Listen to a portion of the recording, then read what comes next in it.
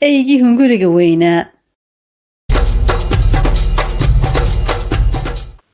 haddii aad ku cusub tahay channelkayaga fadlan taabo subscribe, like amba share si aad noo taageerto. beri waxaa jiray ey hunguri weyn. dhowr jeer ayaa hungurigiisu dhibaato u geystay. mar walba wuxuu yidhaa dib ugu noqon maayo hunguri weynida, deris ayaan ku qaatay. laakiin dhaqso ayuu u ilaabaa oo hunguri weynidiisii ayuu ku noqdaa. galab galabaha ka mid ah eygii wuu gaajooday. wuxuu ka fikiray inuu doondoonto wuxuu cuno. gurigiisa waxa u dhowaa bariish. cuntada dhinaca kale ayaa fiican. bariishka dhinaciisa kale ayaan cunto ka soo baadhbaadhan ayuu ku tashaday. bariishkii ayuu ka tallaabay. dabeedna wuxuu bilaabay inuu cunto doondoono. isla markaaba wuxuu ku soo baxay cad dhulka yaala. nasiibkaygu wanaagsanaa, cad macaan baan helay ayuu yidhi isaga oo farxaansan. eygii cadkii ayuu qaatay. cun isagoo isleh wuxuu ka fikiray bilayoo qof arkaa cadka oo doonaa inaan la qaybsado.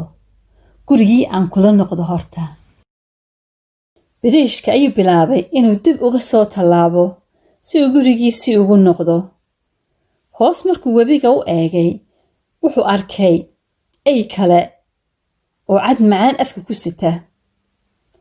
eyga biyaha ku jira cadka macaan haddaan ka boobo labadaba gurigii baan u qaadan ayuu eygii hunguriga weynaa ka fikiray.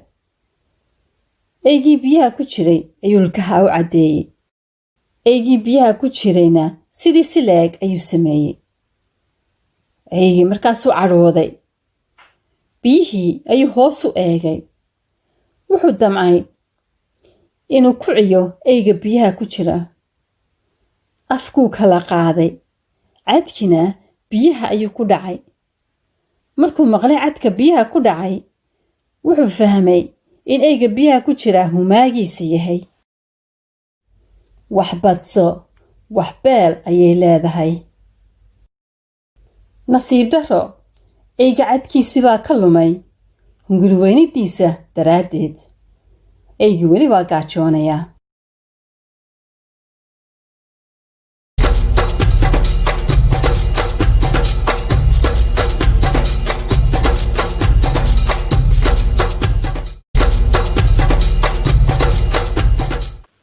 haddii aad ku cusub tahay channelkayaga fadlan taabo subscribe, like amba share si aad noo taageerto.